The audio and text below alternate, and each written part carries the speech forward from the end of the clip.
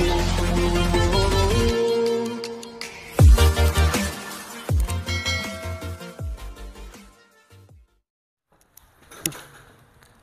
hello guys, this is Yan Salpononyas and welcome back to our YouTube channel.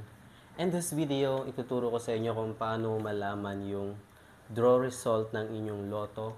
So yun guys, tuturo ko nga dito kung paano siya tingnan dito sa ating machine. So maraming nagsasabi or maraming nagme-message sa akin or nag-comment kung paano nga siya malalaman yung result dito.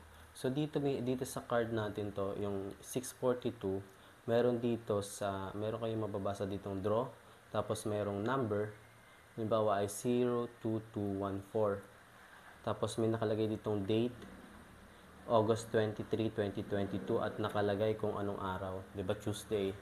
Kung may makikita kayo dito. So paano nga ba siya pindutin dito sa ating lotto machine? So tara. Proceed na tayo sa ating lotto machine. Dito na tayo sa ating lotto machine.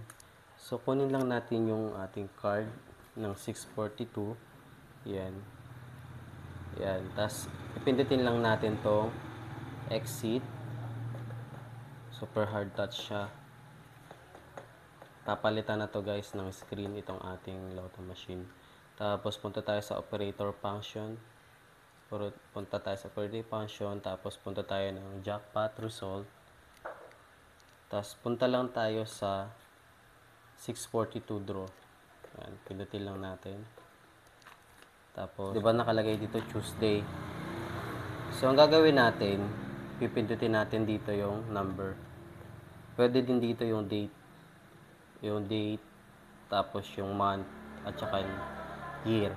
So, dito, may mas madali naman dito, guys. Ayan, nakalagay 02214. Lagay lang natin dito. 02214. Ayan.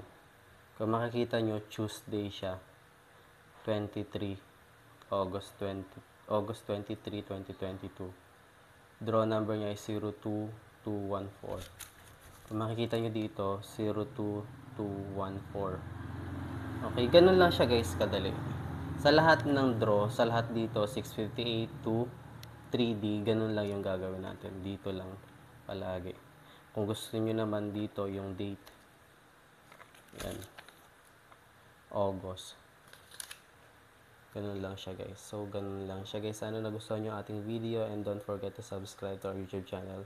For more information, please comment down below and kung ano pa yung mga question nyo about the PCSO, comment down below guys. Thank you for watching. God bless.